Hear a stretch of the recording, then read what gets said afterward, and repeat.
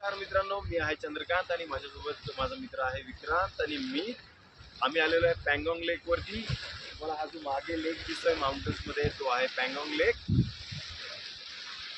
पँगॉंग लेक हा 4350 मीटर उंचीवरती स्थापित आहे आणि हा सगळ्यात हायेस्ट माउंटन लेक आहे आणि हा खाऱ्या पाण्याचा एक सरोवर आहे। हे सर्वात उंचीवरती बसलेलं आहे।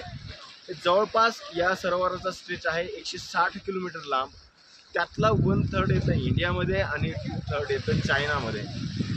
या लेकची एक स्पेशालिटी अजून अशी आहे की याचा वरतून टॉपने व्ह्यू घेतला तर हे जे पाणी तुम्हाला सध्या दिसतं आहे ते आहे ब्लू कलरचं, पण हे परिस्थितीनुरूप हिरवं आणि लाल असं पण याच्या रंगांमध्ये आपल्याला बदल पाहायला मिळतात। अशी अतिशय सुंदर असा लेक आहे आणि माउंटन्सवरती बसलेला लेक आहे। खूप सारे प्रवासी या लेकसाठी इथे येतात।